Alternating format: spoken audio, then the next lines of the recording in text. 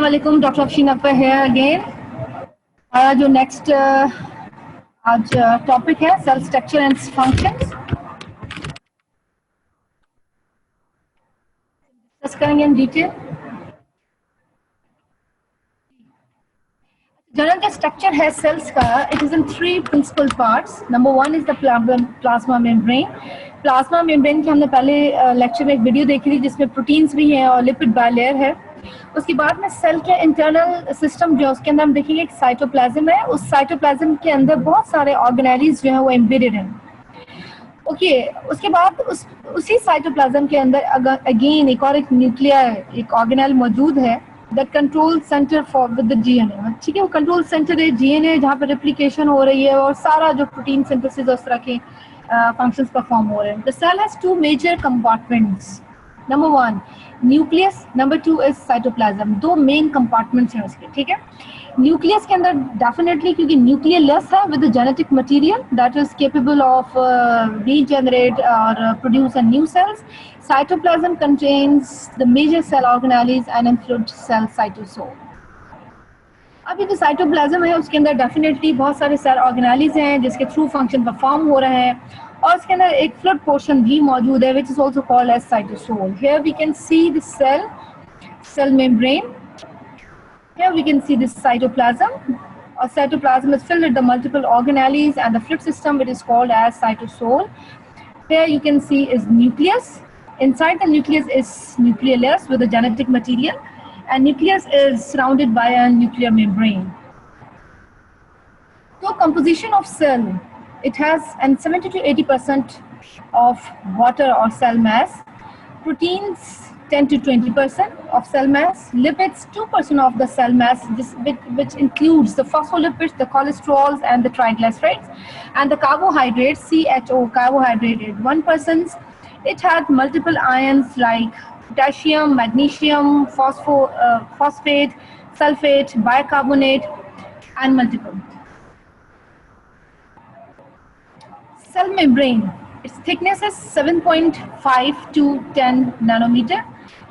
It had 55% of protein, lipids 42%, which includes 25% phospholipids, cholesterol, according to the total mass of the lipids is 13%, glycolipids are 4% and carbohydrates 3%. Cell membrane की अगर composition को देखा जाए तो it is lipid bilayer, जिस तरह से हमने उस दिन उस वक्त उसमें एक वीडियो में देखा था। फॉस्फोलिपिड्स की बायलेयर है, फॉस्फेट एंड है हाइड्रोफिलिक आउटर पोर्शन, ठीक है, एंड फैटी एंड है हाइड्रोफोबिक इनर पोर्शन है इसका, ठीक है। स्फिंगोलिपिड्स प्रोटेक्शन एंड adhesion के लिए इसके अंदर cholesterol a degree of permeability that allow the degree of permeability of multiple ions and proteins and so on. So this lipid bilayer contains phospholipids, sphingolipids and cholesterol. This phospholipids contain phosphate and fatty acids, right? And this is sphingolipids can provide in protection and adhesion, and it have cholesterol also that allow the degree of permeability of certain multiple ions or different products. Here we can see this phospholipid bilayer. यहाँ पे हमें नजर आ रहा है ये phospholipid की एक layer है, ये हेड पोर्शन है इसके, ये टेल पोर्शन हैं, these head portion are lipid bilayer. और यहाँ पे हम काफ़ी सारी प्रोटीन्स भी देख रहे हैं, कुछ इंटीग्रल प्रोटीन्स हैं, कुछ पेरिफेरल प्रोटीन्स हैं। इंटीग्रल प्रोटीन्स जो है वो एम्बेडेड हैं, पेरिफेरल प्रोटीन्स जो है वो पेरिफेरली वहाँ पे मौजूद हैं ये, ठीक है।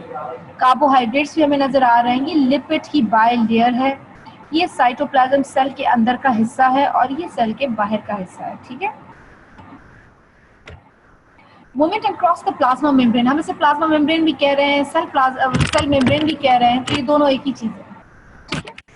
अच्छा जी, इसके फ्यू मॉलिक्यूल्स मूव फ्रीली, बहुत सारे मॉलिक्यूल्स ऐसे होते हैं जिनको बहुत ज्यादा जरूरत होती है इसके साथ कि वो किसी कैरियर प्रोटीन के जरिए या किसी गाड़ी के जरिए जाएं, ठीक है। तो इसमें वाटर है, कार्बन डाइऑक्साइड है, ammonia and oxygen, they are freely move across this membrane, इस मेम्ब्रेन को बड़ा इजीली क्रॉस करते हैं, ठीक है। कुछ मॉलिक्यूल्स ऐसे हैं जिनको इन पेरिफेरल प्रोटीन्स की ज़रूरत होती है। यहाँ पे छोटे से गेट्स बने होते हैं जो अलाउ करती हैं कि जी वो प्रोटीन वो डिफरेंट मॉलिक्यूल्स को लेकर अंदर जाएं। Carrier proteins transport some molecules protein embedded in lipid bilayer. तो ये जो हमें ये जो प्रोटीन्स नज़र आ रही हैं ये क्या करती हैं, यहाँ पे गेट और चैनल को प्रोड्यूस करती है। उस चैनल के जरिए अगर किसी और मॉलिक्यूल ने जाना है, लाइक सोडियम ने जाना है, क्लोराइड ने जाना है, पोटेशियम ने अंदर या बाहर जाना है, तो वो इन प्रोटीन्स को यूज करेंगे।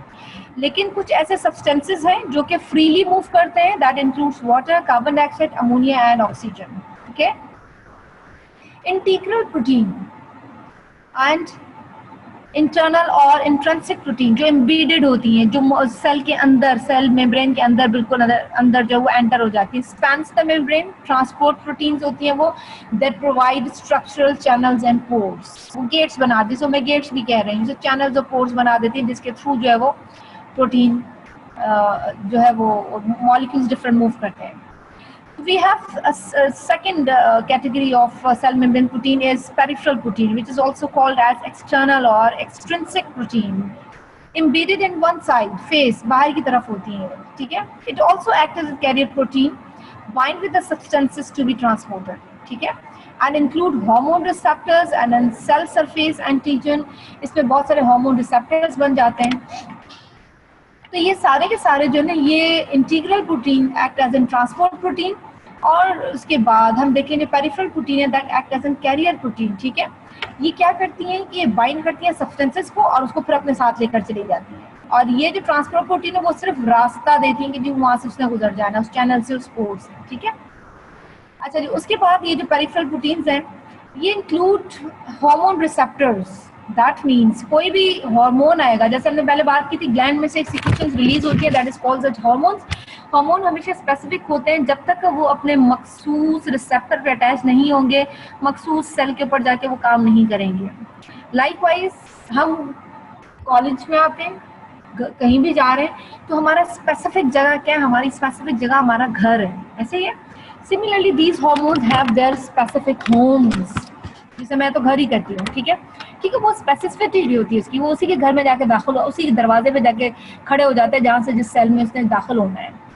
अब देखें ना, आप यहाँ से कहीं भी मुंह उठा के किसी के घर में एंटर नहीं हो सकते ना, क्योंकि आप स्पेसिफिक नहीं है आपके लिए, लोग आपको अंदर आने नहीं देंगे, ऐसा ही होगा ना। Similarly these hormones, if thyroid hormone is released from the thyroid gland, it can be this hormone specifically attached the receptor for thyroid hormone.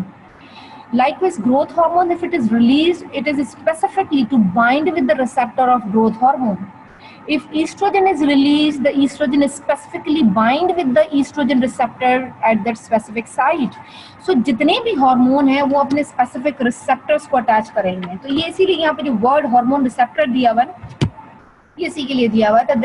These peripheral proteins include the hormone receptors, वो उनके receptors भी बनाती हैं, ठीक है। And cell surface antigen, काफी सारे sales के ऊपर जो है सेल्स एस्ट्रोजन सरफेसेस के ऊपर एंटीजन्स बनी होती थी। ये पेरिफेरल प्रोटीन वो सारे काम करेंगे। हम जो बात कर रहे थे पहले कि जी ये बहुत सारे सेल का एक फंक्शन है, वो प्रोटीन सिंथेसिस करिए ग्रोथ में, सेल के फंक्शंस में, तो these peripheral proteins are made for these purposes, like hormone receptor, like cell surface antigens, right? The functions of cell membrane protein that provide the structural support and transport the molecules across the membrane and enzymatic control or chemical reactions at cell surface.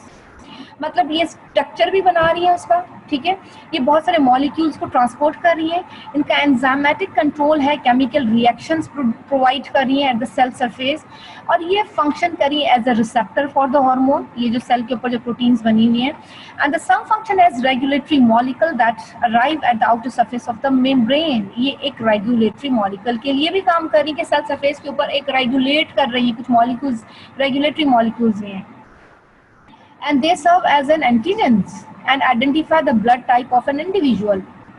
अब हर subject का देखें blood group अलग होता है, ठीक है, तो हम हर ब्लड ग्रुप हर बंदे को नहीं लगा सकते, ऐसे ही तो दे हैव सर्टेन एंटीजेंस की, ये सब्जेक्ट है, इसका ये ब्लड ग्रुप है, इसका ये एंटीजन है, हम उसको चेक करते हैं, उसके बाद देखते हैं जी अच्छा इसके सेल सरफेस के पास ये एंटीजन है, हम इसको ये ब्लड ग्रुप लगा सकते हैं, ठीक है। तो these proteins can function as markers और antigens. Function of cell membrane or carbohydrate or glycocalyx. उसके ऊपर सेल मेम्ब्रेन के ऊपर एक तो फॉस्फोलिपिड की लेयर हो गई, दूसरा हमने कहा कि जी उसके ऊपर कार्बोहाइड्रेट की लेयर होती है which is called as glycocalyx and it can contain glycoproteins and glycolipids as well. Attaches cells to each other, ये काम क्या करती हैं, ग्लाइकोकैलिक्स क्या करती हैं, जो मुख्तलिफ सेल्स को आपस में जोड़ देती हैं, ठीक है। Act as receptor substance, again ये भी एक्ट कर रही है as a receptor substance. Some enters in immune reaction, इसमें से कुछ कार्बोहाइड्रेट ऐसे हैं जो कि इम्यून रिएक्शन में भी काम करते हैं, and give most of the cells overall a negative surface charge, affects the interaction of regulatory molecule with the membrane. अच्छा, दूसरा इसका बड़ा अच्छा काम ये है ग्लाइकोकैलिक्स का, कार्बोहाइड्रेट की जो लेयर है इसके ऊपर उसका भी, कि ये नेगेटिव चार्ज प्रोवाइड करती है ताकि बहुत सारी रेगुलेटरी मॉलिक्यूल्स के साथ इंटरेक्ट ना कर सकें, हर कोई अपना अपना काम करे। अच्छा, यहाँ पे हमें एक सेल पूरा ओवरऑल नजर आ रहा है, इसके अंदर हमें साइटोप्लाज्म भी नजर आ रहा है, ठीक है, ये साइटोप्लाज्म वाला पोर्शन है, इसमें बहुत सारे ऑर्गेनेलिज हमें नजर आ रहे हैं। फिर हम देख रहे हैं इसके अंदर न्यूक्लियस भी है, ये पूरा गोल, और उसके बाद उसके अंदर न्यूक्लियस भी मौजूद है, ठीक है। अगर हम इसको यहाँ से देखना शुरू करें, इसके जितने भी ऑर्गेनेलिज हैं, हम यहाँ पे देख सकते हैं गोल्जी अपरेटस हमें नजर आ रहा है यहाँ पे, ठीक है। उसके बाद हम देख सकते हैं कि हमें यहाँ पे न्यूक्लियोलस नजर आ रहा है, ठीक है। हमने देखा हमें यहाँ पे राइबोसोम्स नजर आ रहे हैं, हमें लाइसोसोम्स नजर आ रहे हैं, ठीक है। माइटोकॉन्ड्रिया नजर आ रहा है, एंडोप्लाज्मिक रेटिक्यूलम हमें नजर आ रहा है यहाँ पे, ठीक है। अच्छा, ये जो एंडोप्लाज्मिक रेटिक्यूलम है वो ग्रैन्युलर भी है, जिसके ऊपर ये ब्लैक डॉट्स ग्रैन्यूल्स हैं, और एक ग्रैन्युलर होता है जिसके ऊपर ये डॉट्स नहीं होते। देखिए ना, यहाँ पे एक ग्रैन्युलर है और ये ग्रैन्युलर है, इनके डिफरेंसेस हम आगे डिस्कस करेंगे। साइटोप्लाज्म एंड इट्स ऑर्गेनेलिज, ठीक है। The aqueous content of the cell या fluid या jelly like substance, हम aqueous word जो है वो fluid के लिए, jelly के लिए और gel like substance के लिए use करते हैं, that lies between the cell membrane and the nucleus and the organelles are suspended। तो हम ये कहते हैं कि जो हमारा सेल है वो एक बॉल की तरह नजर आ रहा है, उस बॉल की जो बाहर की सारी लेयर है वो कैसी है, लिपिड बाय लेयर है, उसमें जैसे ही एंटर हो जाएंगे तो हमें नजर आएगा एक जेली लाइक सब्सटेंस है, उस जेली लाइक सब्सटेंस के अंदर हमें ऑर्गेनेली सस्पेंड हुए नजर आएंगे। Okay, and this cytoplasm serves as matrix substance in which the chemical reaction occurs। और ये जो मैट्रिक्स बना हुआ है, एक जेल लाइक सब्सटेंस बना हुआ है, इसी सेल के अंदर, इसी साइटोप्लाज्म के अंदर केमिकल रिएक्शंस होते हैं। Cytosol is the fluid portion of the cytoplasm. Disperse in the cytoplasm are, क्या क्या चीजें जो उसके अंदर फिर रही हैं, डिस्पर्स हैं, फैली हुई हैं। न्यूट्रल फैट ग्लोब्यूल्स हैं, ग्लाइकोजन ग्रैन्यूल्स हैं, राइबोसोम्स हैं, सीक्रेटरी वेसिकल्स हैं, 5 स्पेशली इंपॉर्टेंट ऑर्गेनेलिज हैं जिनको हम जो है इस चैप्टर में बहुत ज़्यादा डिस्कस करते हैं। That includes endoplasmic reticulum, Golgi apparatus, mitochondria, lysosomes and peroxisomes. Here we can see all these again. Nucleus, nucleus, rough endoplasmic reticulum, ribosome, and here mitochondria, Golgi apparatus, lysosome, smooth endoplasmic reticulum.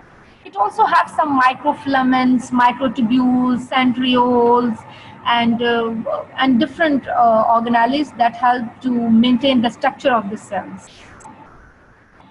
हम discuss करेंगे सबसे पहले endoplasmic reticulum, इसका function का, किस तरह से बना है। It is a network of interconnected membranes, इधर देखेंगे हम, ठीक है। एंडोप्लाज्मिक रेटिकुलम में इंटरकनेक्टेड मेम्ब्रेन्स हैं, ये जो हमें यहाँ पे नजर आ रही हैं, ठीक है, कुछ यहाँ पर भी नजर आ रही हैं। These are inter network of interconnected membranes filled with the fluid, जिसे हम कहते हैं endoplasmic matrix, and space within the endoplasmic, इसे ER भी कहा जाता है, ठीक है। SER का मतलब है smooth endoplasmic reticulum, and ER का मतलब है एंडोप्लाज्मिक रेटिकुलम, और RER का मतलब जो है वो रफ एंडोप्लाज्मिक रेटिकुलम, ठीक है। So spaces within the endoplasmic reticulum is continuous with a nuclear bilayer membrane space, continuous होती है उसकी, और उसकी बायलेयर स्पेस मौजूद होती है उसके अंदर, ठीक है, and help move substances within the cells. तो ये क्या करती है कि ये जो पूरा एक नेटवर्क बना हुआ है इंटरकनेक्टेड मेम्ब्रेन्स का, जिसके अंदर एंडोप्लाज्मिक मैट्रिक्स है, इस ये एक अंदर से पूरी एक कंटिन्यूअस एक स्पेस बनी हुई है, एक न्यूक्लियर बायलेयर मेम्ब्रेन, उसकी जो मेम्ब्रेन है वो बायलेयर से अंदर बनी हुई है, और उसमें होता है क्या है कि वो एक जगह से दूसरी जगह तक सब्सटेंसेस को जो है वो मूव ऑन कराती है, ठीक है। 2 टाइप्स हैं इसकी एंडोप्लाज्मिक रेटिकुलम की। Number 1 is rough endoplasmic reticulum, the number 2 is smooth endoplasmic reticulum. हमें इस डायग्राम में नजर आ रहा है कि ये जो पोर्शन है ये क्या है, रफ एंडोप्लाज्मिक रेटिकुलम, जैसे हम ग्रैन्युलर एंडोप्लाज्मिक रेटिकुलम भी कहते हैं, और ये smooth endoplasmic reticulum which is also called as a granular, a means not, तो ए ग्रैन्युलर एंडोप्लाज्मिक रेटिक्यूलम। हम रफ एंडोप्लाज्मिक रेटिक्यूलम या जिसे ग्रैन्युलर कहा जाता है उसका फंक्शन देखेंगे। Ribosomes attach to the surface, इसके साथ जो ये छोटे छोटे जो हमें ग्रैन्यूल्स नजर आ रहे हैं, दीज ग्रैन्यूल्स आर राइबोसोम्स। ठीक है। Function of endoplasmic reticulum includes manufactures the proteins. Not all ribosome attached to the rough ER or composed of RNA and proteins may modify protein from the ribosomes. ये क्या कहते हैं कि जनाब इसका काम जो है, ये जो रफ जो सरफेस है वो राइबोसोम्स की वजह से, सारे के सारे राइबोसोम रफ के साथ अटैच नहीं होते, कुछ सेल के अंदर साइटोप्लाज्म में भी मौजूद होते हैं। और ये किस चीज़ के बने हुए होते हैं? ये आरएनए और प्रोटीन्स के बने होते हैं राइबोसोम। इसका काम ये है, एंडोप्लाज्मिक रेटिकुलम का जो रफ है वो प्रोटीन सिंथेसिस करती है, मैन्युफैक्चर करती है, और उसके बाद मॉडिफाई प्रोटीन्स फ्रॉम राइबोसोम। उसके बाद ये जो राइबोसोम का काम है, वहाँ पे जो प्रोटीन मौजूद होती है उसको और काट छांट के उसको मॉडिफाई करता है ये राइबोसोम। ठीक है। Smooth endoplasmic reticulum, not attached ribosome, has enzymes that help build molecules. Carbohydrates होते हैं इसमें और लिपिड्स मौजूद होते हैं। तो इसका जो काम क्या है, इसके साथ राइबोसोम्स अटैच नहीं होते। मल्टीपल एंजाइम्स होते हैं smooth endoplasmic reticulum that help build molecules, काफी मॉलिक्यूल्स बनाते हैं। कार्बोहाइड्रेट के भी मॉलिक्यूल और लिपिड के भी मॉलिक्यूल इसी ने बनाने होते हैं। इसमें हम आ जाते हैं फंक्शंस के ऊपर। Synthesis of protein by the ribosomes by RER, rough endoplasmic reticulum. Synthesis of lipids by smooth endoplasmic reticulum. Budding of endoplasmic reticulum and transport vesicles. ये क्या करते हैं? ये एक एंडोप्लाज्मिक रेटिकुलम से बड ऑफ होकर दूसरी चीजें बनाती है और वहां से वो चीजें निकाल के ट्रांसपोर्ट वेसिकल्स, मतलब इसका मतलब इसमें से छोटे छोटे से और मॉलिक्यूल्स निकल रहे हैं। बडिंग ऑफ होती है इसकी, इसमें से छोटे से और पीसेस निकल के ट्रांसपोर्ट वेसिकल्स, छोटे छोटे से और जो वो मॉलिक्यूल्स बन के बाहर निकल रहे हैं। It provide enzymes to control the glycogen breakdown. It provide enzymes to detoxify drugs that can be damaging. अगर आपसे इनके डिफरेंसेस पूछे जाते हैं तो पहले तो रफ एंडोप्लाज्मिक रेटिकुलम जो होता है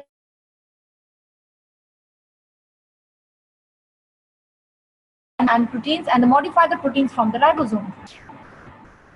उसके बाद जो मेजर इसका फंक्शन आ जाता है, ठीक है, ये स्मूथ का था। स्मूथ का ये है कि ये एंजाइम सिस्टम है that build up molecule of carbohydrate and lipid. या हम कह सकते हैं स्मूथ का काम है लिपिड सिंथेसिस, कार्बोहाइड्रेट की जो है buildup of molecule carbohydrate, and rough endoplasmic reticulum का काम है सिंथेसिस ऑफ प्रोटीन्स और मॉडिफाइड फ्रॉम द राइबोसोम्स। ठीक है। अगर ओवरऑल फंक्शन पूछे जाते हैं तो these endoplasmic reticulum synthesis protein by the ribosomes by RER और rough endoplasmic, and synthesis of lipids by smooth endoplasmic reticulum. Budding of ER और एंडोप्लाज्मिक रेटिकुलम से छोटे से वेसिकल्स बनते हैं और फिर वहां से ट्रांसपोर्ट वेसिकल्स बनाते हैं। ये एंजाइम सिस्टम प्रोवाइड करते हैं दैट कंट्रोल द ग्लाइकोफाई the drugs can be damaging. इसलिए के पास कुछ एजेंट्स को देते हैं, उनको भी डैमेज करती है। हमारे पास एक और हम देखते हैं ब्रेन किस्म का एक स्ट्रक्चर मौजूद है। पिंच्ड ऑफ बेसिस हैं जो यहाँ से पिंच्ड ऑफ, इसकी शक्ल भी कुछ इसी तरह से एंडोप्लाज्मिक रेटिकुलम से मिलती है।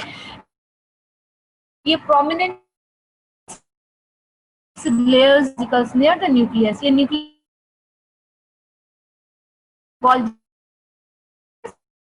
ठीक है, मौजूद है सेल का।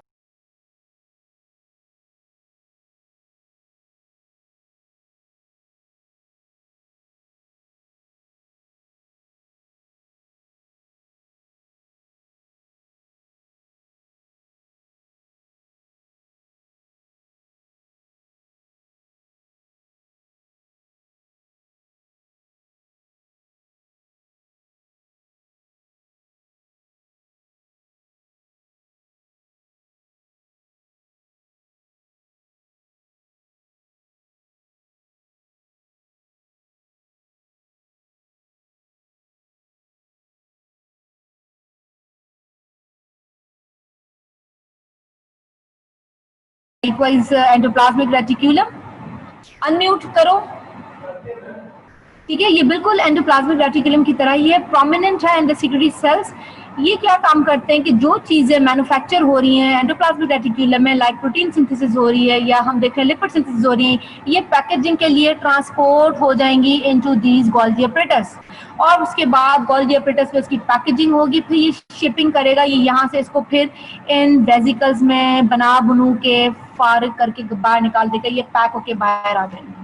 ओके, हम यहाँ पे देख रहे हैं ये गोल्गी वेसिकल्स है।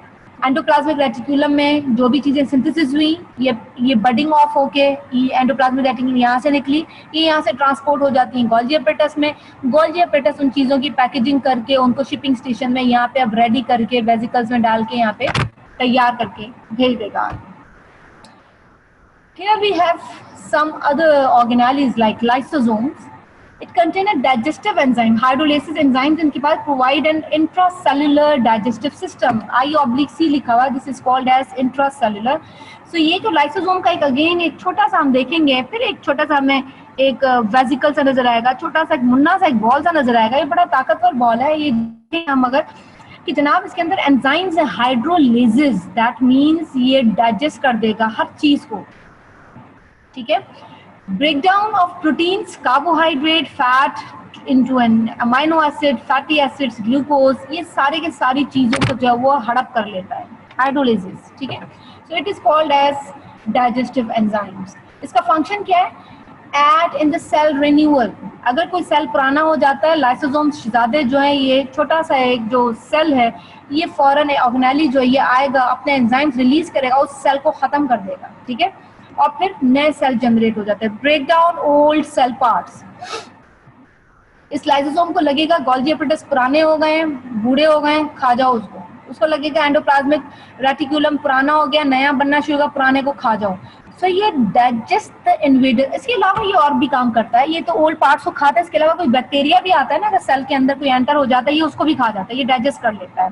सो ये है तो बड़ा मुन्ना सा छोटा सा बॉल, छोटा सा एक वेसिकल, लेकिन जनाब इसके अंदर बड़ी खतरनाक एंजाइम्स मौजूद हैं, digestive enzymes which is called as hydrolysis, and it can digest the old और break down products of cell parts. ठीक है, और ये डाइजेस्ट करता है किसको? बैक्टीरियाज को भी। वेसिकुलर ऑर्गेनेली है, budding of from the Golgi apparatus, और सुसाइड बैग भी इसे कहा जाता है। ठीक है, तो इसके पास जो भी जाता है तो ये टूटे फूटे चीजों को क्या करता है, ये फौरन खा पी जाता है। जनाब नेक्स्ट चलते हैं, पेरोक्सीसोम्स। Similar to the lysosomes in structure, differ as formed by the self-replication and budding of smooth endoplasmic reticulum. ये आप ये चीज देखिएगा, ये जो वेसिकुलर ऑर्गेनेलीज है ना, ये लाइसोसोम, ये किसकी बडिंग ऑफ से निकले? गोल्गी अपरेटस से निकले। ये चीज याद रखने वाली है। ठीक है, लाइक हमने पेरोक्सीसोम देखी, अगेन छोटे से मॉलिक्यूल है, छोटा सा ऑर्गेनेली है, ये सेल्फ रिप्लिकेशन और budding of smooth endoplasmic reticulum ने इसको निकाला। ये सारे वेसिकल्स हैं, आगे जाके इनके मुख्तलिफ नाम हो जाती है, पेरोक्सीसोम्स हैं। It contain oxidases rather than hydrolases. इसके पास कौन से एंजाइम्स हैं? ऑक्सीडेजेस। लाइसोसोम के पास क्या थे? लाइसोसोम के पास थे हाइड्रोलिसिस, वो ओल्ड पार्ट्स को, बैक्टीरियाज को, उन सब चीजों को खा पी के हजम कर लेता। लेकिन पेरोक्सीसोम इट कंटेन ऑक्सीडेजेस। ठीक है, ये ऑक्सीडाइज करता है पॉइजनस सब्सटेंसेस को और detoxification of alcohol by the liver पेरोक्सीसोम्स। ठीक है, अगर कोई सब्जेक्ट जो है वो ले रहा है, अल्कोहलिक चीजें ले रहा है, जब पॉइजनस सब्सटेंसेस ले रहा है, तो पेरोक्सीसोम जो है उसको खत्म कर देता है। आपसे जरूर एक डिफरेंस पूछा जाएगा, अगर आप लोग इसकी एक स्नैप निकाल सकते हैं, स्नैपशॉट कर सकते हैं, या आप इसका प्रिंट स्क्रीन ले सकते हैं, उसको जरूर लीजिएगा। Difference between the lysosome and peroxisome. Lysosomes जो है वो बडिंग ऑफ किससे कर रहे हैं? गोल्गी अपरेटस से, जबकि ये बडिंग ऑफ करते हैं self replication from the endoplasmic reticulum, right? Lysosome contain hydrolytic enzymes, whereas peroxisome contain oxidases. It involved in the cellular recycling process where old components are continually destroyed and replaced by new ones. Peroxisomes are abundant in the liver where they produce bile salts, cholesterol and break down the fats. The peroxisome जो है वो basically क्या करता है? ये detoxify करता है alcohol by the liver. इसके अलावा ये बाकी के भी काम कर रहा है, लिवर में ज्यादा मौजूद होते हैं पेरोक्सीसोम, और ये बाइल सॉल्ट्स भी बना रहे हैं, कोलेस्ट्रॉल और उसका फैट के उसके भी ब्रेक डाउन कर रहे हैं। उसके अलावा हम देखेंगे सेल के अंदर कुछ और भी चीजें, सीक्रेटरी ग्रैन्यूल्स भी हैं। These substances from endoplasmic reticulum and Golgi apparatus system are released in the form of secretory vesicles in the cytoplasm. ये क्या करते हैं, इनके अंदर स्टोर्ड प्रोटीन मौजूद होती है जिसे हम प्रो एंजाइम भी कहते हैं। ये वो उस वक्त बिल्कुल हमने जो बात की थी कि जी प्रोटीन भी बना रहा है, सेल का काम है एंडोप्लाज्मिक रेटिकुलम एक, और उसके अलावा दूसरा वो लिपिड सिंथेसिस भी कर रहा है, वो फिर बाद में बडिंग ऑफ करके आगे सिक्रेटरी ग्रैन्यूल्स भेज रहा है। इन सिक्रेटरी ग्रैन्यूल्स में है क्या, इनमें प्रोटीन स्टोर है, प्रोएंजाइम स्टोर है, ठीक है। ये एंडोप्लाज्मिक रेटिकुलम से भी निकल के जा रहे हैं, सिक्रेटरी वेसिकल्स, गोल्गी apparatus भी निकल के जा रहे हैं, ठीक है। उसके अलावा एक स्ट्रक्चर और भी हमने देखा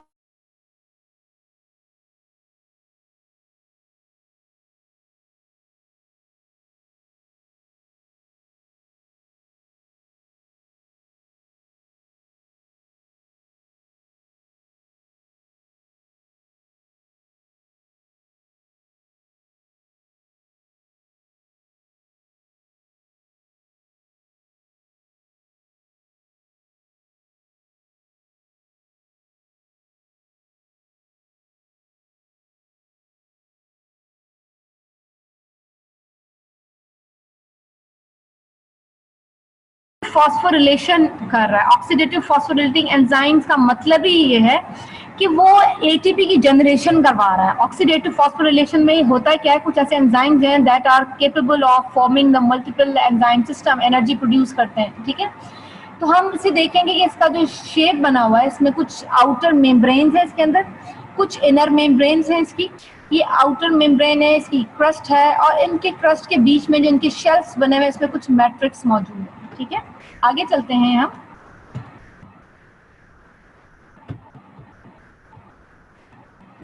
माइटोकॉन्ड्रिया का काम क्या है, एक्सट्रैक्ट करता है energy from a food fuel.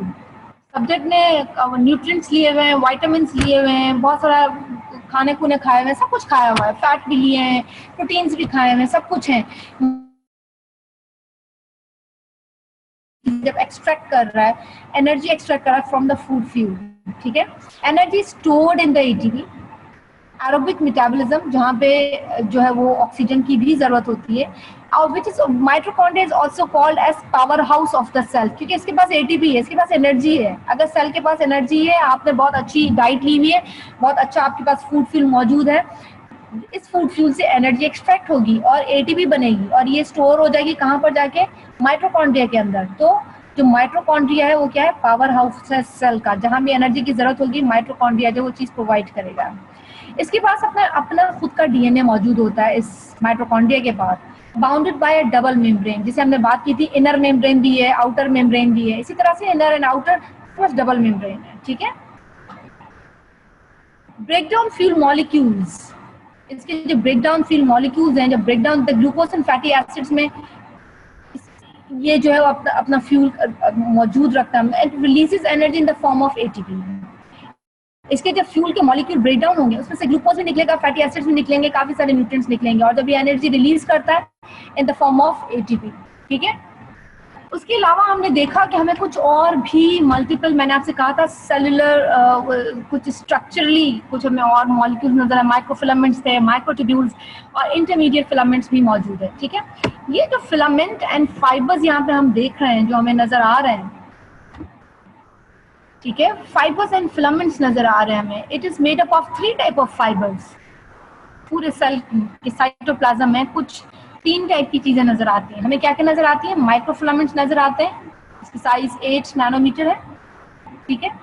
उसके बाद हमें माइक्रोट्यूब्यूल्स नजर आती हैं, उसमें प्रोटीन के कुछ सब यूनिट्स हैं 25 नैनोमीटर। उसके बाद इंटरमीडिएट फिलामेंट्स हमें नजर आते हैं, थ्रेड लाइक यूनिट है उनका बना हुआ 10 नैनोमीटर, ठीक है। इनका फंक्शन क्या है, इन सब का ये क्या काम करेंगे, ये मैकेनिकल सपोर्ट प्रोवाइड करेंगे दैट एंकर्स द ऑर्गेनेल्स, ठीक है, and help move the different substances around the cells, ठीक है। तो ये इनका मेन काम है, mechanical support, anchors the organelle. ये बताएंगे जी आपने इस डायरेक्शन में यहाँ पे मौजूद रहना है, आपने इधर मौजूद रहना है, इस ऑर्गेनेली की यहाँ पे जरूरत है, और उसके बाद वो काफी सारे सब्सटेंसेस को मूव भी कराएंगे। कंपोजिशन हमने अभी डिस्कस की थी कि अगर आपसे पूछा जाए कि कंपोजिशन ऑफ साइटोस्केलेटन क्या है, इसे हम ये जो सेलुलर स्ट्रक्चर्स है जिसमें माइक्रोफिलामेंट्स, माइक्रोट्यूब्यूल्स, इंटरमीडिएट फिलामेंट्स आ रहे हैं, दीस ऑल कॉल्ड एज साइटोस्केलेटन। सो इसके कंपोनेंट्स हमसे पूछे जाएं तो हम क्या कहेंगे, इसमें माइक्रोट्यूब्यूल्स होती है. What is the components of cytoskeleton of cell? It includes microtubules, microfilaments and intermediate filaments. ठीक है. Microtubules provide the structure, stability of the cells, ciliary and flagellar movements provide करता है ये. माइक्रोफिलामेंट्स जो है वो सेल को लोकोमोट कराता है, चलाता है, उसको लोकोमोशन देता है. एंड कॉन्ट्रैक्टाइल सिस्टम है, ये सेल कॉन्ट्रैक्ट भी करता है.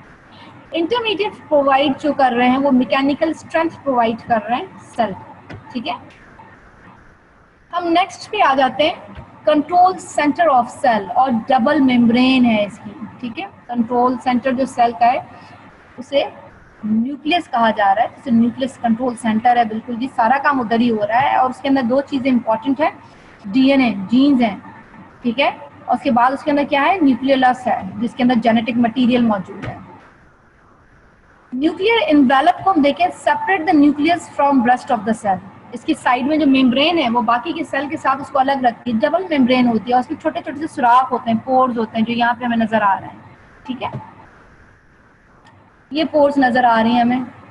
अच्छा, न्यूक्लियस और न्यूक्लियस के बीच में जो एरिया है it is called as nucleoplasm. जिस तरह हमने साइटोप्लाज्म की बात करते हैं ना कि जी सेल के अंदर साइटोप्लाज्म होता है, इसका फ्लूइड और जेल लाइक मटेरियल होता है. Similarly nucleus have nucleoplasm. ठीक है. अच्छा, इसी न्यूक्लियस के अंदर हमें देखेंगे हमें क्रोमेटिन मटेरियल भी नजर आएगा which is called as DNA. ठीक है. ये nuclear envelope outer and inner membrane है इसकी, ये हमें नजर आ रही है. ठीक है. और उसके साथ ही जो अटैच होता है वो एंडोप्लाज्मिक रेटिकुलम भी न्यूक्लियस के साथ ही अराउंडली अटैच होता है बाहर की तरफ से. अब न्यूक्लियस जो है, मोस्ट सेल्स हैव 2 और मोर न्यूक्लियस. सेल्स ऐसे होते हैं जिनके साथ जो है वो न्यूक्लियस दो भी होते हैं. ठीक है. ये डायरेक्टली सिंथेसिस करते हैं आरएनए की. ठीक है. And forms the ribosomes. ये राइबोसोम्स बन के जो साइटोप्लाज्म में जा रहे हैं वो यहीं से बन के जा रहे हैं. ठीक है. Functional system of the cell. Cell के जो फंक्शनल है, injection by the cell. Cell के खुद के क्या काम कर रहा है पूरा wholly solely. Injection by cell, वो कोई चीजें खा भी लेता है, सेल खुद भी खा लेता है. क्या करता है, एंडोसाइटोसिस उसे कहते हैं. Movement of large material. कुछ पार्टिकल पड़े हैं सेल के बाहर, वो उनको इंजेस्ट कर लेगा. जो भी चीज इंजेस्ट होकर सेल के अंदर आ जाएगी उसे हम कहेंगे एंडोसाइटोसिस. ठीक है. सेल क्या करता है कि अपनी जो सेल मेम्ब्रेन है ना उसको बिल्कुल ऐसे पॉकेट्स की तरह से, कि एक सेल की मेम्ब्रेन बिल्कुल ऐसे लेयर ही है लेकिन वो पॉकेट की तरह बना के उसको, आगे मैं डायग्राम्स में आपको दिखाऊंगी, वो उसको अपने अंदर खींच लेता है उस पार्टिकल्स को, ऑर्गेनिजम्स को, लार्ज मॉलिक्यूल्स को. ये एंडोसाइटोसिस करता है, injection of by cells. Movement is into the cells. ठीक है. मूवमेंट्स भी हो रही हैं. फॉर्म्स ऑफ एंडोसाइटोसिस क्या हो सकती हैं, इसकी भी सेल्स हैं. इसे हम कहते हैं सेल ईटिंग और फैगोसाइटोसिस. पिनोसाइटोसिस, सेल ड्रिंकिंग, मतलब पानी के जो पानी होगा ना वो अगर सेल अपने अंदर दोबारा उसको ले ले तो उसे हम कहते हैं पिनोसाइटोसिस है. फैगोसाइटोसिस का मतलब है कि सेल जो है कुछ खा ले. क्या क्या खा सकता है, पार्टिकल्स खा सकता है, ऑर्गेनिजम्स खा सकता है, लार्ज मॉलिक्यूल्स भी खा सकता है. यहाँ पे हमें चीजें नजर आएंगी. ये ऑर्गेनिज्म आया था, नंबर 1 पे नजर आ रहा है. ये ऑर्गेनिज्म आया, ये मौजूद है. सेल ने क्या किया कि वैसे तो ऐसे ऐसे बिल्कुल दायरे की शक्ल में गोल था ना, इसने क्या किया, अपने सेल मेम्ब्रेन को, सेल या प्लाज्मा मेम्ब्रेन को इस तरह से किया, इसको जकड़ लिया इस ऑर्गेनिज्म को. ठीक है. उसको जकड़ने के बाद उसने इसको बिल्कुल बंद कर लिया. अब इसको अंदर की तरफ ले आया which is called as phagocytosis. तो फैगोसाइटोसिस जो है वो फैगोसाइटिक सेल्स भी कर रहे हैं. ठीक है. और भी काफी सारे सेल्स ये काम कर रहे हैं. उस वेसिकल के फॉर्म में इसको अंदर ले आया. ठीक है. और इसको लेकर किसको पेश कर दिया, लाइसोसोम्स को पेश कर दिया. लाइसोसोम क्या करता है, वो खा जाता है चीजों. उसके बाद large molecule of plasma membrane. ठीक है. जिसे हम कहते हैं सेल ड्रिंकिंग. ये वाटर मॉलिक्यूल्स पड़े हैं. सेल ने क्या किया है, इसको बिल्कुल इस पानी के कतरों को या in plasma large molecule of जो वाटर है या कोई और जेल लाइक सिस्टम है उसको पूरे पूरा सिमिलर इसी तरह से किया और वेसिकल के अंदर ले आया. ठीक है. तो सेल के 2 मेन होल फंक्शन है. वो एंडोसाइटोसिस करता है. एंडोसाइटोसिस की 2 टाइप्स हैं जिसमें फैगोसाइटोसिस आ जाता है और सेल ईटिंग, और पिनोसाइटोसिस इज सेल ड्रिंकिंग. ठीक है. यहाँ पे हमें नजर आ रही है एंडोसाइटोसिस भी की है उसने. Movement is into the cells, इसका मतलब सेल के अंदर चीजें आ जाती हैं, मूवमेंट उसके अंदर हो रही है. और फिर हमने देखा फैगोसाइटोसिस और पिनोसाइटोसिस भी हो. ठीक है.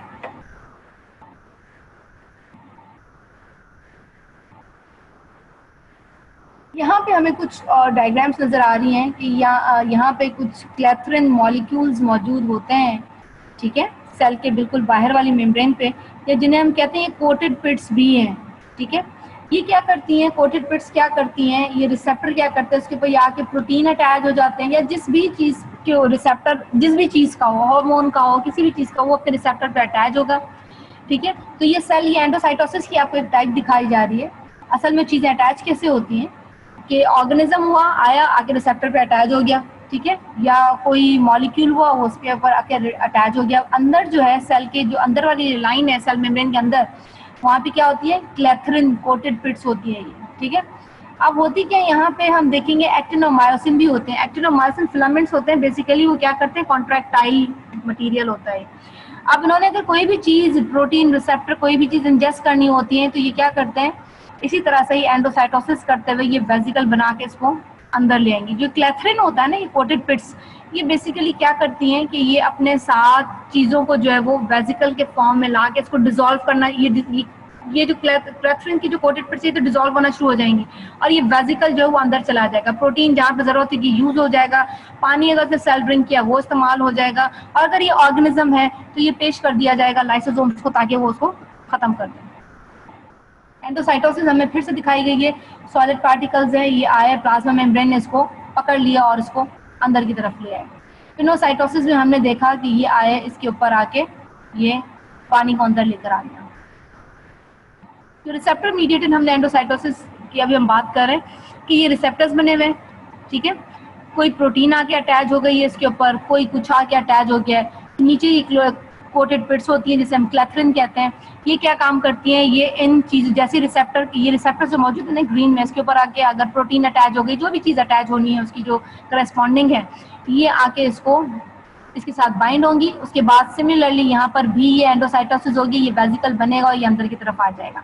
अब इसके बाहर जो ये कोटेड प्रोटीन की जो पिट्स है जिसे हम कहते हैं क्लेथरिन है, ये डिसॉल्व होना शुरू हो जाएंगी, ये फिर इस्तेमाल होना शुरू हो जाएंगी दूसरी जगह पर, ताकि कोटेड पिट्स यूज हो जाएंगी। लेकिन ये जो डिसॉल्व प्रोटीन है, चाहे ये जो भी मटेरियल है, ये अंदर सेल के फंक्शन में काम करेगा। Phagocytosis similar to the pinocytosis except that large particles rather than molecules are engulfed. इसमें बैक्टीरिया ज्यादा आ जाते हैं, ठीक है। And it is initiated when a particle such as bacterium, a dead cell, and the tissue debris bind with the receptor on the surface of the phagocytosis. होता है क्या, phagocytosis में ज्यादा तो बैक्टीरिया लिया जाता है। कोई भी अगर बैक्टीरिया आ जाए, डेड सेल आ गया, तो फौरन जो है या टिश्यू का डिब्रिस हो गया, उसका कोई कचरा वचरा हो गया, या कोई रिसेप्टर के साथ आके अटैच हुआ, फौरन phagocytosis हो जाएगी उसकी, ठीक है। In case of bacteria, bacteria जो होता है ना वो ऑलरेडी अटैच हो जाता है स्पेसिफिक एंटीबॉडीज के साथ, अपनी स्पेसिफिक आके उनके साथ अटैच हो जाएगा अपनी जगह के साथ। And it is an antibody that attached to the phagocytic receptor. हमारी बॉडी में कोई भी, जब भी कोई बैक्टीरिया एंटर होता है ना, उसे हम कहते हैं ये एंटीजन है। आपकी बॉडी उस रिस्पॉन्स में जो सेल्स प्रोड्यूस करती है ना, कुव्वत मुदाफ़त, उसे हम कहते हैं ये एंटीबॉडीज बॉडी ने प्रोड्यूस किए हैं। तो होता क्या है कि बैक्टीरिया आया, अपने स्पेसिफिक एंटीबॉडी के साथ आके अटैच हो गया। अब ये जो एंटीजन और एंटीबॉडी या बैक्टीरिया और एंटीबॉडी जो है ना, ये जाके उस फैगोसाइटिक रिसेप्टर पे अटैच हो जाएगी, ठीक है, and dragging the bacteria along with it. Antibody क्या करती है ना, उसको फिर छोड़ती नहीं है उस बैक्टीरिया को ना, क्योंकि आपकी बॉडी की अगर कुव्वत मुदाफ़त उसने एंटीबॉडीज बना ही दी हैं, तो क्या करती है, उस बैक्टीरिया को पकड़ेंगी और बिल्कुल उधर लेकर जाएंगी, और फाइनली वो क्या करती हैं कि वो उसको आकर जो है अपने साथ बाइंड करके और सेल के अंदर एंडोसाइटोसिस और फैगोसाइटोसिस कर देती है। The intermediation of antibodies is called opsonization, ठीक है। जो एंटीबॉडीज का आपस में जो इंटरमीडिएशन हो जाती है, आके ये मिलते हैं, उसे हम कहते हैं ऑप्सोनाइजेशन। अच्छा, आपको एक डिफरेंस और भी दिया जाएगा, फैगोसाइटोसिस एंड पिनोसाइटोसिस। ये टेस्ट में भी अक्सर ये चीज़ें आती होती हैं और ये आपके प्रॉफ में भी आती होती हैं। तो phagocytosis is eating, pinocytosis is cell drinking. Phagocytosis has large vesicles, pinocytosis में जो है वो स्मॉलर वेसिकल्स हैं, और ये इनगल्फ करते हैं स्मॉल मॉलिक्यूल्स, और ये इनगल्फ करते हैं large particles such as bacterias, ठीक है। फैगोसाइटोसिस के लिए जो सेल है वो सूडोपोडिया हैपेंस, मतलब उसके जो पैर हाथ पैर निकल आते हैं और फौरन उसको पार्टिकल की शक्ल में लेके अंदर की तरफ जो एंडोसाइटोसिस कर ली जाती है। Particles must be broken down into simpler substance for absorption. उसके बाद वो उसके अंदर टूट का शिकार होती है और फिर वो जो है वो उसको एब्जॉर्ब कर लिया जाता है, ठीक है। और पिनोसाइटोसिस हम देख रहे हैं इनगल्फ करते हैं स्मॉलर मॉलिक्यूल्स, इन्विजिनेशन हैपेंस, मतलब इन्विजिनेट कर जाते हैं सेल के अंदर, बिल्कुल इसी तरह से जिसे हम सेल ड्रिंकिंग कह रहे हैं। The substance being ingested can readily be absorb, जैसे वो इंजेस्ट होते हैं फौरन एब्जॉर्ब हो जाते हैं, क्योंकि ये बेसिकली क्या कर रही है, ये सेल ड्रिंकिंग कर रही है। ये हमें यहाँ पे फिर नजर आ रहा है, ठीक है। पिनोसाइटिक वेसिकल्स हैं और फेगोसाइटिक वेसिकल्स हैं, और ये डाइजेस्टिव वेसिकल्स, ये कौन से थे, लाइसोसोम। लाइसोसोम के पास क्या थे, हाइड्रोलाइसिस थे, ठीक है। Pinocytosis, pinocytic and phagocytic foreign substances are digested inside the cell by lysosomes. तो ये जैसे मैंने आपको पहले बताया था, जैसे ये एंटर हो गए ये पेश कर दिए जाएंगे लाइसोसोम्स को, लाइसोसोम इसको डाइजेस्ट कर देंगे, ठीक है। The pinocytic and the phagocytic vesicles containing lysosomes called the digestive organs of the sales.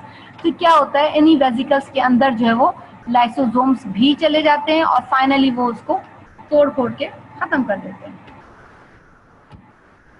Exocytosis, ये एक रिवर्स है एंडोसाइटोसिस का। एंडोसाइटोसिस में हमने कहा था कि सेल खा लेता है, अब हम कह रहे हैं एक्सोसाइटोसिस सेल इसको बाहर निकाल देता है। Cell discharges the material, vesicles move to the cell surface, membrane of vesicle fuses and material expelled. होता क्या है, सिक्रेटरी वेसिकल है, बन गया, ठीक है, साइटोप्लाज्म के अंदर, ये ऐसे ऐसा मूव करता हुआ इसके साथ अटैच हो जाता है सेल के साथ, मेम्ब्रेन के साथ, और फाइनली ये मेम्ब्रेन के साथ अटैच होने के बाद ये अपनी चीजें, अपना प्रोडक्ट जो वो बाहर फेंकेगा। उसमें क्या क्या होता है, सेल का काम होता है हार्मोन्स बनाना। थायराइड सेल क्या बनाएगा, हार्मोन बनाएगा। एडिनल ग्लैंड क्या बनाएगा, वो अपने मुख्तलिफ हार्मोन बनाएगा। तो उनके जो हार्मोन बनते हैं, उनके जो प्रोडक्ट्स बनते हैं, उसी तरह वेसिकल में बाइंड हो जाते हैं, अपने सेल मेम्ब्रेन के साथ लगेंगे और फाइनली ये बाहर उसको निकाल देते हैं ताकि आगे जाके ये काम करे। Regression of tissues and autolysis of damaged cells.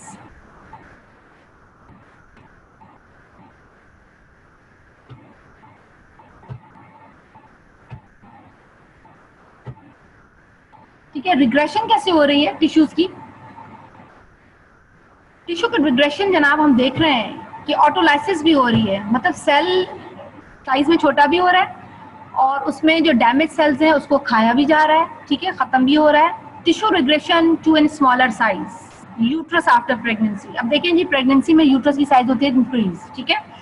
अब जैसे ही बेबी डिलीवर हो चुका है तो क्या यूट्रस की साइज वही रहेगी, नहीं, उसकी साइज रिग्रेस कर जाएगी। Muscles during long period of inactivity, ठीक है, कुछ सब्जेक्ट्स हैं ऐसे जो बहुत अरसे तक बेड पे रहे हैं, किसी वजह से एक्टिविटी नहीं की, तो क्या उनके मसल सेम रहेंगे, नो, उनकी मसल की साइज भी रिग्रेस कर जाएगी। Mammary glands at the end of lactation, जो मेमोरी ग्लैंड है, जो ब्रेस्ट के जो सेल्स हैं अंदर जो मेमोरी ग्लैंड्स मौजूद हैं, क्या लैक्टेशन खत्म होने के बाद भी उनके ब्रेस्ट की साइज वही रहेगी, नो, उनकी साइज भी रिग्रेस कर जाएगी। So lysosome are responsible for much of the regression. ये रिग्रेशन कौन करा रहा है, वहाँ पे जो सेल्स मौजूद हैं उनके लाइसोसोम्स ये काम करा रहे हैं कि uterus after pregnancy regress, muscle during long period of inactivity regressed, memory gland at the end of lactation regressed, all done by lysosomes. Role क्या है लाइसोसोम का, डैमेज अगर हो जाए सेल का, किसी भी सेल का हीट की वजह से, कोल्ड, ट्रॉमा, केमिकल्स और any other factors, lysosomes are ruptured and it releases its enzymes hydrolases and these hydrolases digest the surrounding organic substances. उनको जो जो मिलेगा सामने उसको खा जाएंगे। If the damage is slight only a portion of the cell is removed. If the damage is slight, only a portion of the cell is removed and the cell is then repaired. ठीक है, अगर थोड़ा सा damage है उसका थोड़ा सा portion खाएगी, रिपेयर हो जाएगा। If the damage is severe, the entire cell is digested and the process is called as autolysis. अगर डैमेज ज्यादा है तो पूरा सेल जो है लाइसोसोम ने डाइजेस्ट कर लेना है, उस पूरे सेल के डाइजेस्ट करने को हम कहते हैं ऑटोलाइसिस है, ठीक है, अपने ही सेल को खा गया है। The cell is completely removed, a new cell of the same type will be formed after this autolysis. The lysosome contain bactericidal agents. Bactericidal agents lysosome के पास क्या क्या हैं, lysozyme, lysoferrin, ठीक है, lysozyme जो है वो डिसॉल्व करता है बैक्टीरिया की सेल मेम्ब्रेन को, lysoferrin जो है वो बाइंड करता है iron and other substances before they can promote bacterial growth, ठीक है। क्या करता है कि वो फौरन उसके आयरन पोर्शन के साथ बाइंड कर देता है। Acid at a pH of 5.0 which activates the hydrolases and inactivate bacterial metabolic activity। तो लाइसोसोम्स क्या करते हैं ये एक्टिवेट हो जाते हैं, उनकी पीएच इस कदर होती है कि एक्टिवेट कर देते हैं हाइड्रोलाइसिस को, और बैक्टीरिया की जो मेटाबॉलिक सिस्टम है, जो बैक्टीरिया ग्रो कर रहा है वो उसको रोक देते हैं। तो ये सारे काम लाइसोसोमल एजेंट्स हैं जो लाइसोसोम के अंदर मौजूद हैं, ठीक है। उसमें क्या क्या मौजूद है, लाइसोजाइम मौजूद है, लाइसोफेरिन है, और एसिड भी उसके अंदर मौजूद है, पीएच ऑफ 5.0। ये एक्टिवेट कर देता है, ये लाइसोसोम के अंदर मौजूद ये एसिड उसके हाइड्रोलाइसिस को एक्टिवेट करता है, और जो मेटाबॉलिक सिस्टम होता है बैक्टीरिया का, जब जरासीम अंदर एंटर हो गया, ये उसको भी खत्म कर देता है। रिसाइकलिंग हो रही है सेल ऑर्गेनेलिस की, जिसे हम कहते हैं ऑटोफैगी, ठीक है। ऑटोलाइसिस का क्या मतलब है, पूरे सेल को खा लिया गया। ऑटोफैगी में क्या हो रहा है, lysosome play a key role in the process of autophagy to eat on oneself. Autophagy is a housekeeping process by which then obsolete organelles and the large protein aggregates are degraded and recycled. कोई भी ऐसे housekeeper होता है, ये सफाइयाँ कर रहा है basically, ऐसे ऑर्गेनेल्स जो खत्म हो चुके हैं, काम नहीं कर रहे हैं, ठीक है, ऐसे लार्ज प्रोटीन के एग्रीगेट जो कि खत्म होने चाहिए, जो कि अब काम ही नहीं कर रहे, इनकी जरूरत नहीं थी, तो ये लाइसोसोम्स क्या करेगा, ऑटोफैगी का भी काम, आगे जो सेल्स जो है वो ऑटोफैगी का भी काम करते हैं। तो autophagy routine turnover of cytoplasmic components, ठीक है, कि रूटीनली इसका टर्नओवर है, ये चीजें निकालो, सफाई करो, बाहर फेंको। की मैकेनिज्म फॉर टिश्यू डेवलपमेंट, अगर देखिए ना आप, वहाँ पे सेल के अंदर डिग्रेडेड मटेरियल प्रोटीन पड़ा हुआ है, कुछ ऐसे सड़े गले ऑर्गेनेल्स पड़े हैं, अगर वो डिग्रेड नहीं होंगे, वो ऑटोफैगी नहीं होंगे, तो क्या हो जाएगा, सेल तो खराब हो जाएगा ना। तो cell survival when the nutrients are scare और for maintenance of homeostasis, these all routine degraded cellular materials are finished or eat oneself, or this process is called as autophagy. The process of autophagy is isolation membrane, ठीक है, फैगोफोर। उसके बाद ये क्या करते हैं कि ये हमें पता है कि जी लाइसोसोम्स का बेसिकली काम है, ठीक है। उसमें क्या हम देखते हैं कि कुछ ऐसे प्रोटीन्स हैं, ऑर्गेनेल्स हैं, टूटे फूटे से पड़े हुए, ठीक है, कि सबसे पहले हमने देखा एक मेम्ब्रेन पड़ी हुई थी, फिर हमने देखा कुछ वेजिकुलर मटेरियल भी पड़ा हुआ है, कुछ प्रोटीन है, कुछ ऑर्गेनेल्स है टूटे फूटे। ये सारे के सारे होता है कि ऑटोफैगोसोम के अंदर डॉकी आपस में सारे के सारे मिल जाते हैं, ठीक है, टूटे फूटे जितने मटेरियल होते हैं ना, ये ऑटोफैगोसोम बनाते हैं।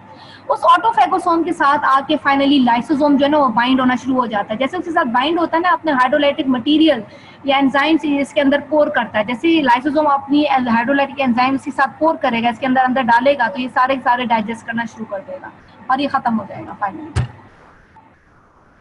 Synthesis of cellular structure by endoplasmic reticulum, Golgi apparatus, right? Specific function of the endoplasmic reticulum. Granular endoplasmic reticulum क्या करता है, प्रोटीन्स बना रहा है। स्मूथ एंडोप्लाज्मिक रेटिकुलम क्या कर रहा है, लिपिड्स बना रहा है, phospholipid and cholesterol. Small vesicles जो एंडोप्लाज्मिक रेटिकुलम से वेसिकल्स हैं और ट्रांसपोर्ट वेसिकल्स हैं, ये continuously break away from the smooth endoplasmic reticulum. Most of these vesicles then migrate rapidly to the Golgi apparatus। कहाँ जाते हैं गोल्गी apparatus में, किस लिए, पैकेजिंग एंड मॉडिफिकेशन के लिए। सो ये एक ओवरऑल आपको फिर से दोबारा से एक रिकैप था। ग्रैन्युलर एंडोप्लाज्मिक रेटिकुलम जिससे राइबोसोम अटैच है वो प्रोटीन बनाएगा, स्मूथ जो वो लिपिड्स बनाएगा, इनमें से छोटे छोटे वेसिकल्स निकल के बनेंगे और ये कहाँ चले जाएंगे, गोल्गी apparatus के अंदर, ठीक है। इसके अलावा ये कुछ एंजाइम सिस्टम भी प्रोवाइड कर रहा है, कंट्रोल कर रहा है ग्लाइकोजन को breakdown with the glycogen is to be used for energy.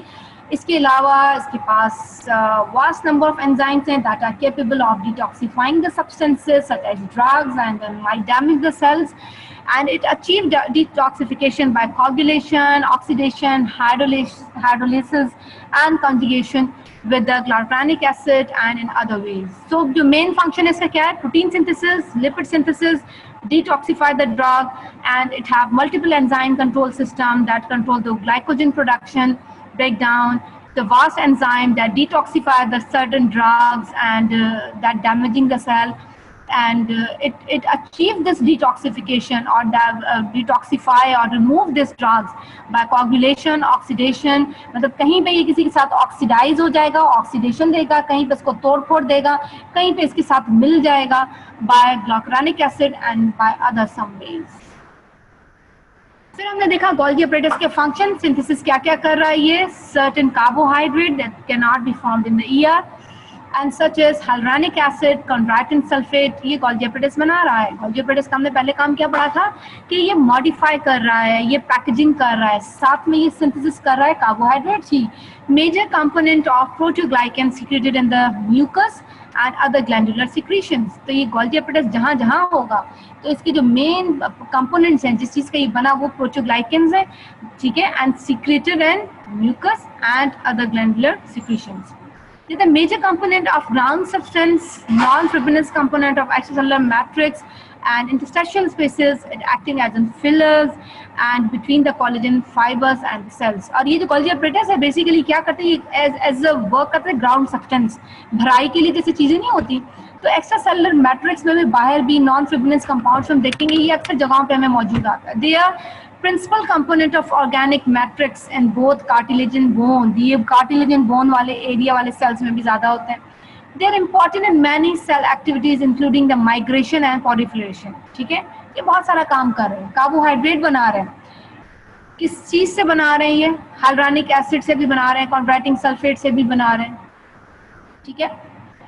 Major components क्या है इसके? गोल्गी एपेटाइटिस खुद किस चीज का बना हुआ है? प्रोटीओग्लाइकन्स का बना हुआ है, ठीक है। और ये सिक्रीट क्या क्या चीजें कर रहा है? म्यूकस भी सिक्रीट करवा रहा है, ग्लैंडुलर सिक्रीशंस भी सिक्रीट करवा रहा है, ठीक है। उसके अलावा इसके मेजर कंपोनेंट में क्या आ जाता है? ग्राउंड सब्सटेंस आ जाता है, ठीक है। मतलब इसका जो एक्स्ट्रा सेलुलर मैट्रिक्स है बाहर का, ये वहाँ पे कोलेजन फाइबर वहाँ पे मौजूद होता है। प्रिंसिपल कंपोनेंट इसका ऑर्गेनिक मैट्रिक्स है, ये बोन्स और कार्टिलेज वगैरह जगह पे भी मौजूद होगा। Important in many cellular activities like migration, proliferation, क्या क्या कर रहा था ये?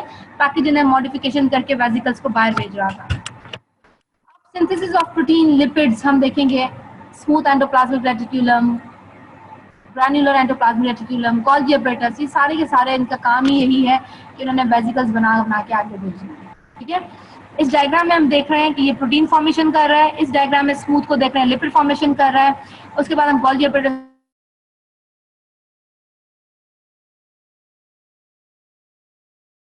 बहुत सारी चीजें बना रही हैं।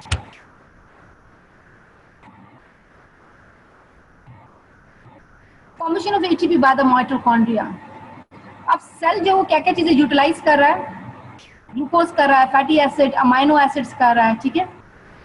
उसके बाद जैसे ही ग्लूकोज आ रहा है वहां पे कन्वर्जन हो जाती है टू एडीपी, एडिनोसिन डाइफॉस्फेट की, into an to ATP, adenosine triphosphate, ठीक है। ये कन्वर्जन हो गई into an pyruvic acid and this pyruvic acid with the help of this fatty acid, amino acids. अब ये जो फैटी एसिड, अमाइनो एसिड है, ये बेसिकली क्या बनाते हैं? एसिटोएसिटिक एसिड बनाते हैं। एसिटोएसिटिक एसिड कन्वर्ट हो जाता है एसिटाइल कोएंजाइम ए, ठीक है। ये पायरुविक एसिड एसिटाइल कोएंजाइम ए बनाता है। एसिटाइल कोएंजाइम ए जो है फाइनली कन्वर्ट करवाता है into an water and carbohydrate में। वाटर भी यूज हो गया, वो इधर यूज चला गया, ठीक है। और उसके बाद कार्बोहाइड्रेट, कार्बन डाइऑक्साइड जो है वो सेल से बाहर की तरफ आ गई। जो हमने बात की थी पहले भी की थी, कार्बन डाइऑक्साइड सेल के अंदर ही बन रही है, हेयर इट इज, ठीक है। उसके बाद हमने देखा कि यहाँ पे जो मॉलिक्यूल्स हैं एडीपी के, वो 36 एडीपी मॉलिक्यूल्स जो हैं वो भी बन रहे हैं। और ये जो ऑक्सीजन और carbon dioxide acetyl coenzyme A जो ये कन्वर्ट करवाता है एडीपी को into an ATP, and here we have 36 molecules of ATP. तो बेसिकली माइटोकॉन्ड्रिया का काम ये है कि glucose, fatty acid, amino acids और जो उसके अंदर ऑक्सीजन जा रही है सेल के अंदर, इन सब के इन प्रोसेसेस से मिलके उसने एटीपी की जनरेशन करानी है inside this mitochondria. Use of ATP formed in the mitochondrion, energy for the major cellular function, ठीक है। मेम्ब्रेन ट्रांसपोर्ट का काम करता है, प्रोटीन सिंथेसिस भी हो रही है और सेल की मसल कॉन्ट्रैक्शन भी प्रोवाइड कर रहा है। तो माइटोकॉन्ड्रिया जो एटीपी बना रहा है वो मसल की कॉन्ट्रैक्शन में भी काम आएगा, वो ट्रांसपोर्ट में भी एटीपी काम आएगी। उसके ऊपर उसके अलावा जो सेल की जो अपनी ट्रांसपोर्ट मशीनरी है, मेम्ब्रेन की ट्रांसपोर्ट है और प्रोटीन सिंथेसिस, हर जगह पे ये फंक्शन प्रोवाइड करेगा। कोई सवाल था? मेरे ख्याल में ये 2-3 स्लाइडें हैं बस, बल्कि ये खत्म ही हो चुकी है। तो ऑलमोस्ट डन है हमारा